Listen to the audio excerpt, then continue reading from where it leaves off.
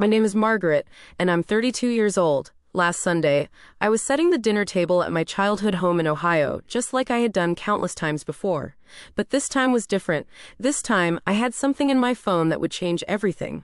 A 3-year-old recording that would finally expose the truth about my mother and what she had been doing to me all these years. As I placed each fork and knife, I knew that tonight Patricia would finally face the consequences of her lies and manipulation. Before we dive into this story that completely turned my family upside down, I'd love to know where you're watching from. Drop your location in the comments below, and don't forget to hit that like button and subscribe for more real-life stories that will shock you. Trust me, you won't believe what happens next when the truth finally comes out. Growing up in suburban Columbus, Ohio, I was always known as the good daughter. While my younger brother Curtis was out getting into trouble, skipping school, and giving our single mother headaches, I was the one who followed the rules. I studied hard, got good grades, and never caused any drama at home. My mother Patricia raised us alone after my father left when I was 12.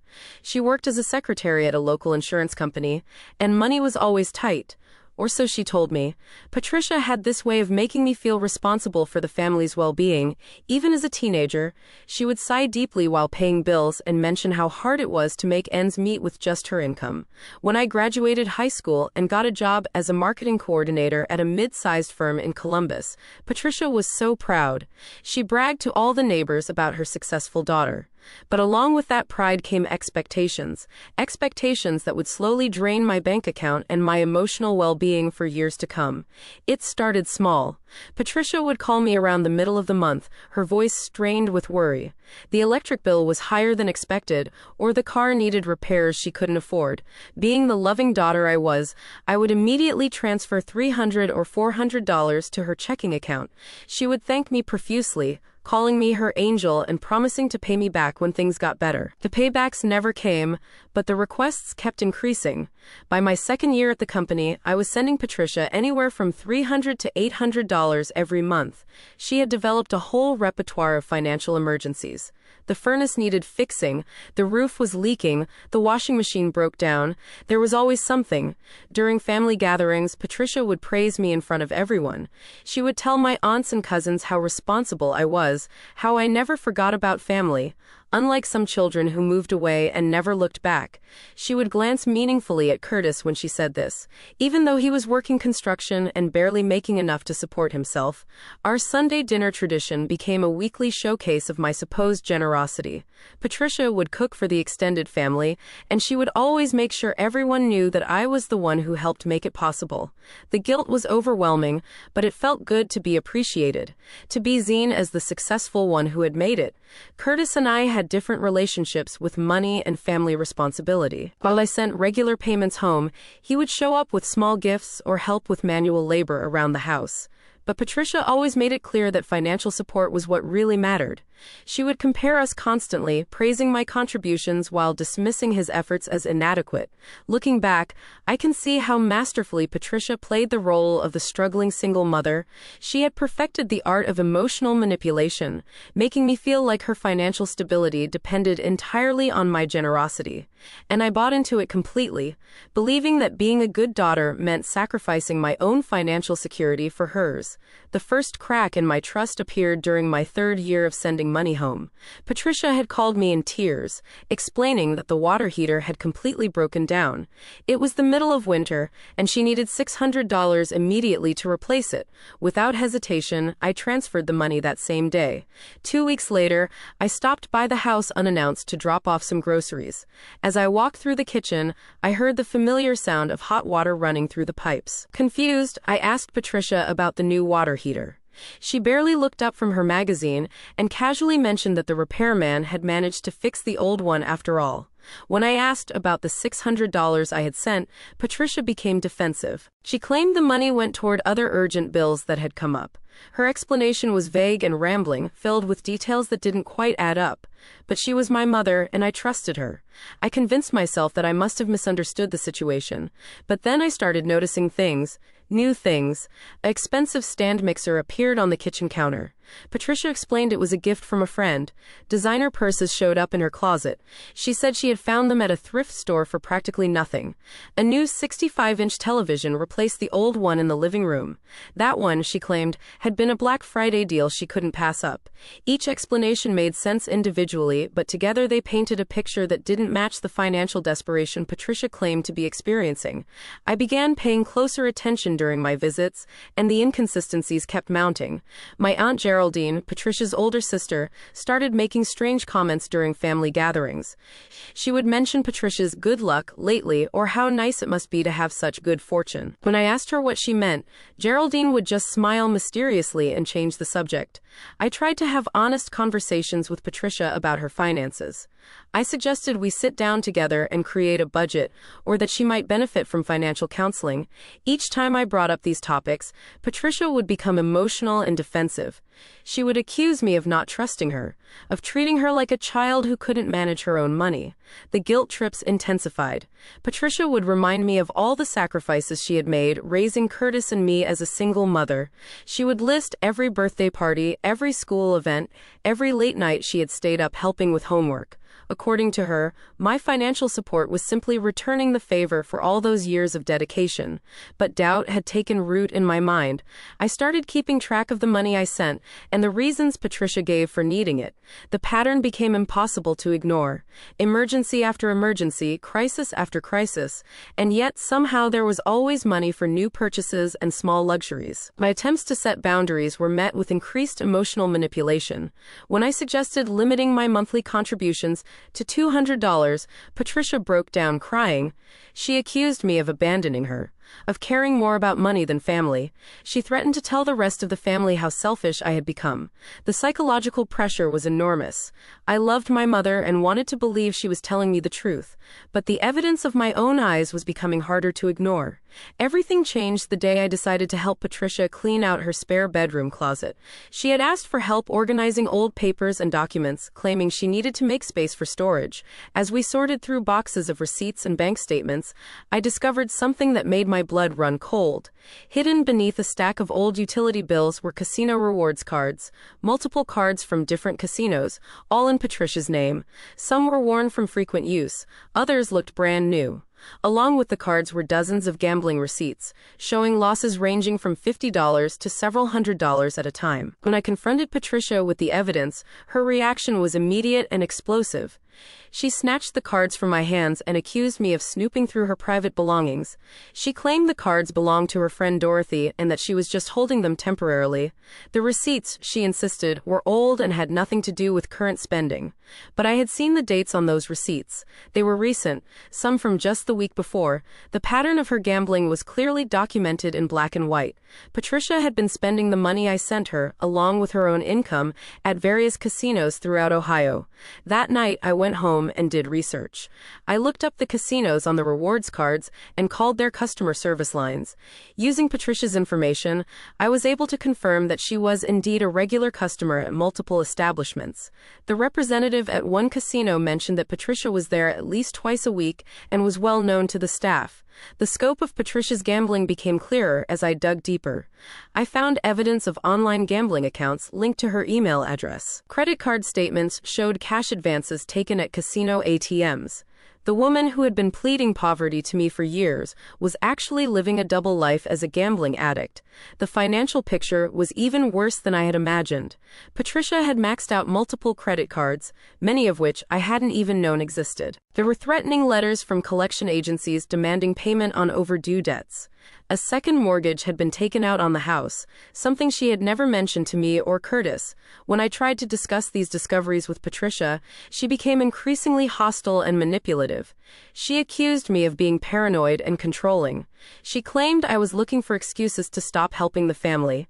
She even suggested that I was jealous of her having any kind of social life or entertainment. The emotional blackmail reached new levels. Patricia threatened to cut off all contact with me if I continued to harass her about her personal choices. She called other family members and told them I was being disrespectful and ungrateful. She painted herself as the victim of a daughter who had become too successful for her own good. Some family members took Patricia's side, telling me I should be more understanding and supportive. Others remain neutral, unwilling to get involved in family drama. But a few, including my Aunt Geraldine, quietly admitted they had suspected something was wrong for months. The betrayal cut deep. For years, I had sacrificed my own financial goals to support what I thought was my mother's legitimate need. I had delayed buying a house, postponed vacations, and lived more frugally than necessary. Also, Patricia could maintain her gambling habit. 3 years ago, on a rainy Tuesday evening in October, my world completely fell apart. I was driving home from work when my car started making a horrible grinding noise. Steam poured from under the hood, and I barely made it to a nearby gas station before the engine died completely. The mechanic's diagnosis was devastating. The transmission had failed, and the repair would cost over $2,000. For a 10-year-old car that was barely worth $3,000, it didn't make financial sense to fix it. I needed a replacement vehicle immediately to get to work, but my savings account had been depleted from years of supporting Patricia. For the first time in our relationship, I was the one who needed help. I called Patricia that evening, explaining my situation. I asked if she could lend me just $800 to help with a down payment on a used car. I promised to pay her back within 3 months, with interest if necessary. Patricia's response was cold and immediate. She told me she didn't have any money to spare. She claimed that her own financial situation was more precarious than ever, and that she couldn't possibly help me out. She suggested I ask Curtis or try to get a loan from the bank instead. I was devastated. After years of sending her hundreds of dollars every month without question, she couldn't help me with a single emergency. But I accepted her explanation and started exploring other options. I ended up borrowing money from a coworker and taking on extra freelance projects to pay for a used car. That same evening, something happened that would change everything forever. Patricia had called me back later, ostensibly to check on how I was handling my car situation. But she had accidentally put me on speakerphone, and I could hear everything happening in her kitchen. What I heard next still makes my stomach turn. Patricia was talking to someone, presumably her friend Dorothy, and she was laughing, actually laughing about my situation. But that wasn't the worst part. "Don't let anyone know what we did that night," Patricia said, her voice filled with gleeful satisfaction. "I told Margaret that first was broke, but I just hit big at the slots last weekend. $12,000, can you believe it? She doesn't need to know about that." Dorothy's voice came through clearly, encouraging Patricia to keep the secret. "You deserve to enjoy that money," she said. "Margaret makes good money at her job. She can figure out her own car problems." They both laughed again, and Patricia continued, "The best part is, she'll probably send me more money next month for some made-up emergency, and I can use it to try for another big win. She's so gullible, it's almost too easy." I sat in my apartment, listening to my mother mock my generosity and planned to continue exploiting my trust. The recording app on my phone had been running the entire time, capturing every cruel word. I had intended to record our conversation about my car trouble for my own reference, but instead I had documented the most heartbreaking betrayal of my life. The woman who had raised me, who had taught me about family loyalty and helping others, was brazenly admitting to deceiving me for financial gain. She had $12,000 sitting in her account while refusing to help me with $800. More than that, she was planning to continue manipulating me for even more money. I listened to that recording over and over that night, each time hoping I had misunderstood something. But Patricia's words were clear and unmistakable. She saw me not as a daughter, but as a source of income to fund her gambling addiction. Every sob story, every financial crisis, every guilt trip had been carefully calculated to extract money from me. The emotional impact was overwhelming. I felt stupid for being so trusting, angry at being used, and heartbroken that my own mother could treat me with such callous disregard.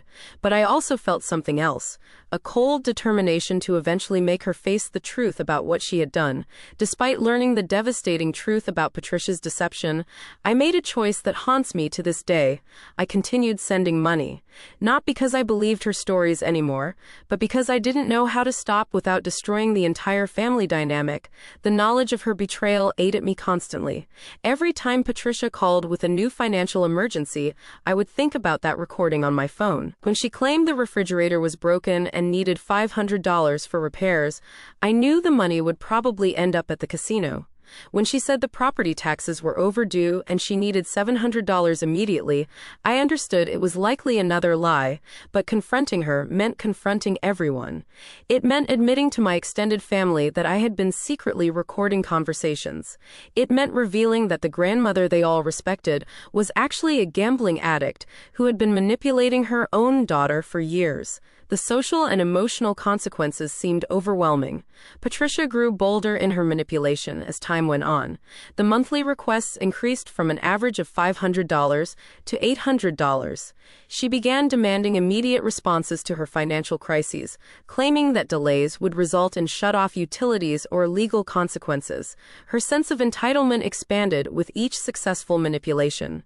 Family gatherings became increasingly difficult for me to endure. Patricia would publicly praise other family members for their contributions to the household while making pointed comments about how some people could afford to do more.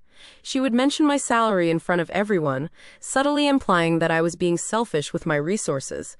During one particularly painful Christmas dinner, Patricia made a show of thanking Curtis for fixing her back porch steps. Then she looked directly at me and said, "Of course, some help is more valuable than others. Manual labor is nice, but it doesn't pay the bills." The implication was clear to everyone at the table, and I felt the familiar burn of shame and resentment. The extended family had developed their own opinions about my role in Patricia's life. Some saw me as the successful daughter who should naturally support her aging mother.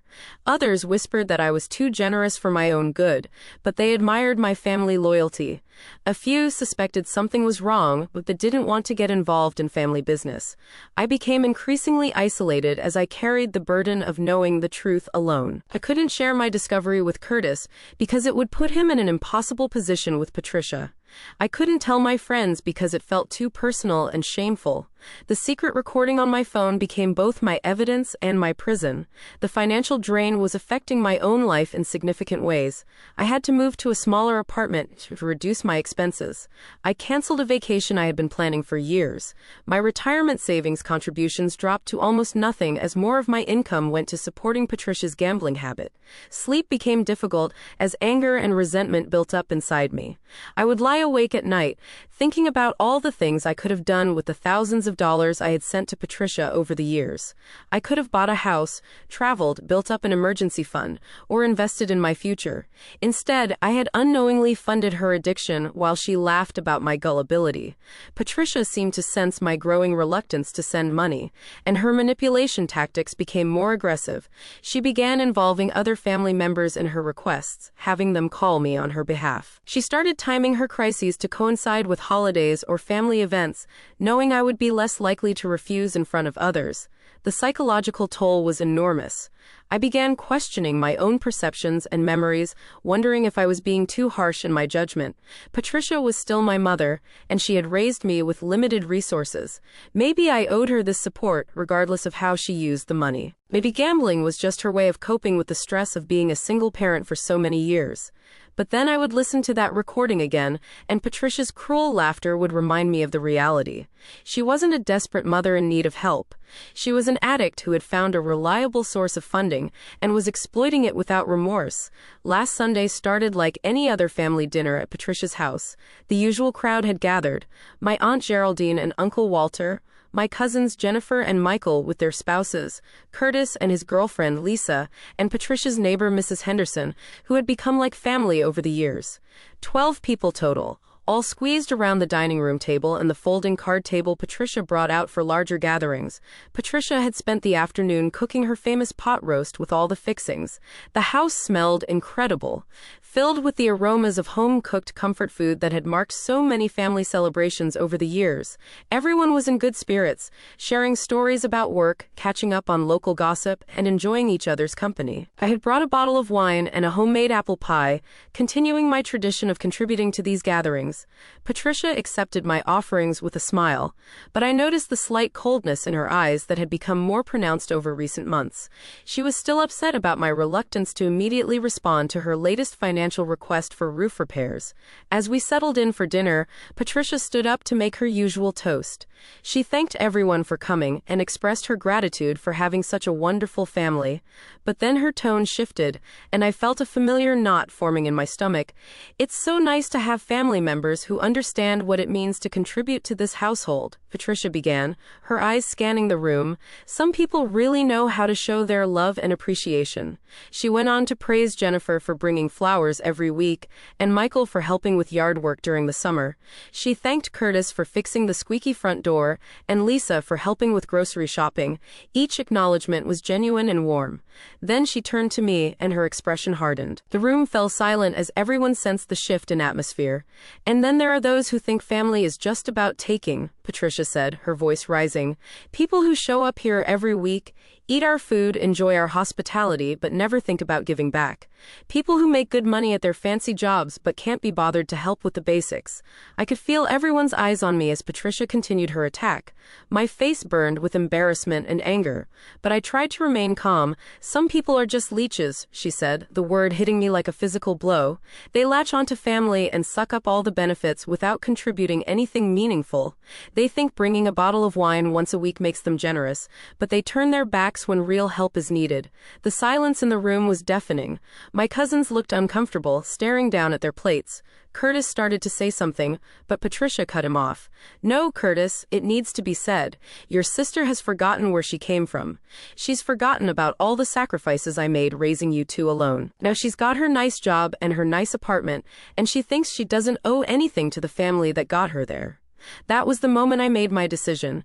After 3 years of carrying the weight of Patricia's betrayal alone, after months of enduring her increasingly bold manipulation and public humiliation, I had reached my breaking point. The injustice of being called a leech by someone who had been systematically exploiting me for years was finally too much to bear. I reached into my purse and pulled out my phone. My hands were surprisingly steady as I navigated to the voice recording app and found the file I had saved 3 years ago. The file I had listened to countless times but never shared with anyone. Actually, Mom, I said quietly, my voice cutting through the tension in the room, I think everyone should hear something before you continue calling me a leech. Patricia's confident expression faltered slightly as she watched me manipulate my phone. What are you doing, Margaret? I'm going to play a recording from 3 years ago, I said, looking directly into her eyes. The night my car broke down and I called you for help. The night you told me you were broke and couldn't lend me $800. I could see the color draining from Patricia's face as recognition dawned. She knew exactly what recording I was talking about, and she knew what it contained. Don't let anyone know what we did that night. Patricia's voice came clearly through my phone's speaker, causing everyone at the table to look up in surprise. I told Margaret thy first was broke, but I just hit big at the slots last weekend. $12,000, can you believe it? She doesn't need to know about that. The reaction around the table was immediate and dramatic. Aunt Geraldine gasped and dropped her fork. Uncle Walter's mouth fell open in shock. Jennifer and Michael exchanged incredulous looks, while Curtis stared at Patricia with growing understanding and anger. Dorothy's voice continued through the speaker, encouraging Patricia to keep taking money from me. Then came Patricia's response, the words that had haunted me for 3 years. The best part is, she'll probably send me more money next month for some made-up emergency, and I can use it to try for another big win. She's so gullible it's almost too easy. The cruel laughter that followed was the sound of my mother mocking my love and generosity to her friend. Every person at that table heard it clearly, understanding exactly what kind of person Patricia really was. When the recording ended, the silence was absolute.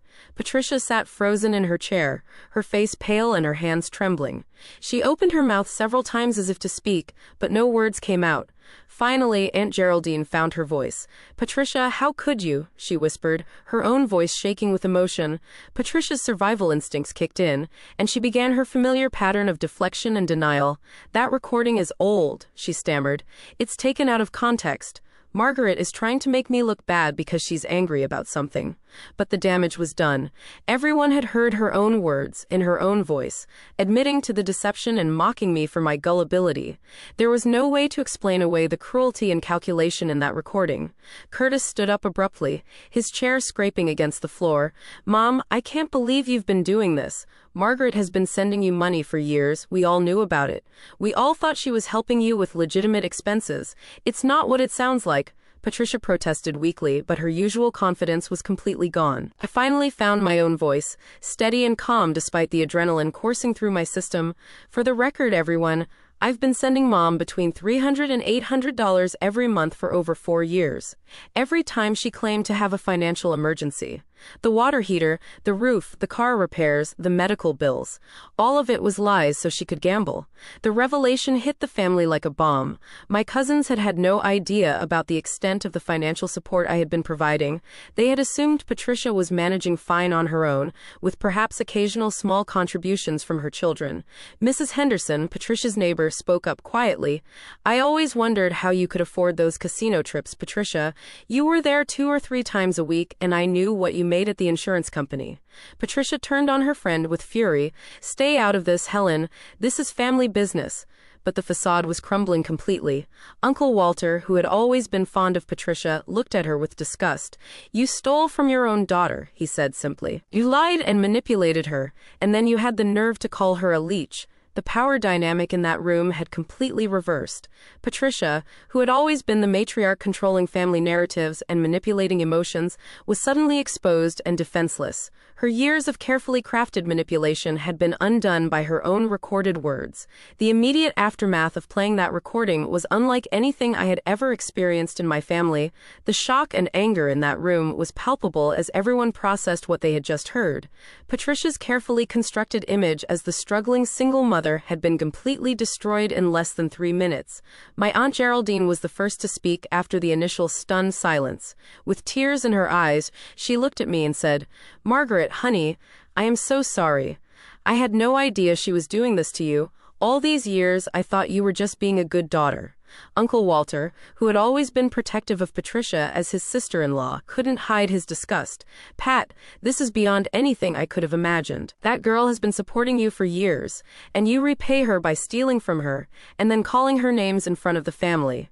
Patricia's attempts at damage control were desperate and transparent. She tried claiming the recording was doctored, that I had somehow manipulated the audio to make her look bad. When that didn't work, she tried to minimize the situation, saying the casino win was a one-time thing and that she had been planning to tell me about it eventually. But the evidence of her deception was overwhelming, and everyone in that room knew it. Curtis, who had always felt guilty about not contributing more financially to the household, was perhaps the most angry of all. Mom, do you realize what you've done? He said, his voice shaking with rage. Margaret has been sacrificing her own financial security for years because she thought you needed help. She's been living in a crappy apartment and driving an old car so she could send you money for gambling. How is that any different from stealing? Jennifer and Michael, who had always admired what they thought was my generosity toward Patricia, were horrified to learn the truth. Michael stood up and walked over to me, putting his hand on my shoulder. Margaret, I can't believe you've been dealing with this alone, he said. Why didn't you tell us what was happening? I explained how I had discovered the truth 3 years ago but felt trapped by the family dynamics. I described the guilt and manipulation Patricia had used to keep me sending money, even after I knew she was lying. I talked about the isolation of carrying that secret and the emotional toll it had taken on me. As the truth came out, other family members began sharing their own observations and suspicions. Mrs. Henderson admitted she had seen Patricia at the Riverboat Casino multiple times, but had assumed she was just enjoying occasional entertainment. Aunt Geraldine mentioned the expensive purchases she had noticed, but had attributed to Patricia's supposed good fortune. The financial scope of Patricia's deception became clearer as we talked. Over 4.5 years, I had sent her approximately $26,000. Money that I had earned through hard work and sacrifice. Money that could have changed my own life in significant ways. Patricia's reaction to being exposed was a mixture of anger, denial, and self-pity. She accused me of humiliating her in front of the family, of airing private business that should have been handled between mother and daughter. She claimed I was being vindictive and cruel by playing the recording in public. But her attempts to regain control of the narrative failed completely. The recording spoke for itself, and her own words had revealed the depth of her callousness and manipulation. There was no explaining away the laughter, the mockery, or the calculated planning to continue deceiving me. Some family members tried to mediate, suggesting that both Patricia and I had made mistakes, and that we should work toward forgiveness and reconciliation. But I was done with enabling her behavior. I had spent years sacrificing my own well-being to support her lies, and I wasn't willing to continue that pattern. I made it clear that my financial support would end immediately. No more monthly transfers, no more emergency payments, no more enabling her gambling addiction. If Patricia wanted to maintain any relationship with me, it would have to be on completely different terms. Curtis announced that he would also be reevaluating his relationship with Patricia. He was disgusted by her treatment of me and appalled by the deception he had unknowingly participated in by encouraging me to be more supportive. The dinner ended abruptly as people began leaving in small groups, many stopping to apologize to me privately and express their shock at what they had learned. Patricia sat alone at the head of the table, surrounded by the remnants of what was supposed to be a pleasant family meal, finally facing the consequences of her actions. As I prepared to leave, Patricia made one last attempt to manipulate the situation. She followed me to the door and tried to grab my arm, tears streaming down her face. "Margaret, please," she whispered. "You can't just abandon me like this. I'm still your mother. I made mistakes, but I love you." I looked at her for a long moment, this woman who had given birth to me and raised me, but who had also exploited and betrayed me for years. The love was still there, but it was complicated now by hurt and disappointment that would take years to process. "Mom," I said quietly, "I never abandoned you. You abandoned me the moment you decided to see me as a source of income instead of your daughter. The moment you chose to mock my love and generosity to your friends. That was your choice, not mine." I walked out of that house knowing that everything had changed forever. The family dynamics that had governed our relationships for years had been completely upended. Some relationships would survive and grow stronger, while others would never recover. But for the first time in years, I felt free. The weeks following that explosive dinner were a whirlwind of emotional processing and practical changes. Some family members reached out to apologize and offer their support, while others distanced themselves from the entire situation. The family unit that had seemed so solid was revealed to have been built on a foundation of secrets and manipulation. Aunt Geraldine called me the day after the dinner, crying as she apologized for not seeing what was happening. She admitted that she had suspected Patricia was gambling more than she let on, but she had never imagined the extent of the deception. She also revealed that Patricia had approached her twice over the years asking for money, claiming that I had stopped helping with household expenses. Uncle Walter and several of my cousins sent messages expressing their shock and support. They had all believed Patricia's version of events, thinking of me as the successful daughter who occasionally helped out with family expenses. Learning that I had been sending substantial amounts of money every month while being manipulated and guilt-tripped was deeply disturbing to them. Curtis and I had several long conversations about our childhood and family dynamics. He admitted feeling guilty for years about not contributing more financially, especially when Patricia would make pointed comments about my generosity. He had always assumed that my higher income meant I could easily afford to help, and he had never questioned Patricia's stated need for assistance. Not everyone in the family was supportive of my decision to expose Patricia's deception. My cousin Robert felt that family business should have been handled privately, and that playing the recording in front of everyone was unnecessarily cruel. His wife agreed, suggesting that I should have confronted Patricia one-on-one instead of humiliating her publicly. But the majority of the family understood why I had reached my breaking point. They recognized that Patricia's public attack on me, calling me a leech in front of everyone, had created the situation that led to the recording being played. Her years of manipulation and the calculated nature of her deception had finally caught up with her. Patricia herself went through various stages of reaction as the reality of her situation sank in. Initially, she was angry and defiant, claiming that I had overreacted and that the family was being unfair to her. She tried to contact me multiple times through other family members, alternating between apologies and accusations. When those tactics failed, she moved into a phase of self-pity and victimization. She began telling people that her gambling was a disease, and that she deserved compassion rather than judgment. She claimed that the stress of being a single mother had driven her to seek escape through gambling, and that she had never intended to hurt anyone. Some family members were sympathetic to this narrative, encouraging me to be more understanding and forgiving. They pointed out that addiction was a serious issue and that Patricia needed support rather than abandonment. But I had heard these same justifications for years, and I was no longer willing to enable her destructive behavior. The practical aspects of cutting off financial support were surprisingly straightforward. I removed Patricia's information from my automatic bill pay system and blocked her ability to send money requests through banking apps. I also changed my phone number and gave the new one only to family members who I trusted not to share it with Patricia without my permission. My own financial situation improved immediately and dramatically. Without the monthly drain of supporting Patricia's gambling habit, I was able to start rebuilding my savings and planning for my future. I increased my retirement contributions, started an emergency fund, and began researching homes I might be able to purchase. The emotional healing was more complex and ongoing. I started seeing a therapist who specialized in family dysfunction and financial abuse. Through our sessions, I began to understand the full scope of what had happened to me and how it had affected my self-esteem and relationship patterns. I learned that financial exploitation by family members is more common than most people realize, and that the emotional manipulation Patricia had used followed predictable patterns. The guilt, the crisis creation, the comparisons to other family members, and the alternating praise and criticism were all classic techniques used by manipulative people to maintain control. Working through years of conditioning took time and effort.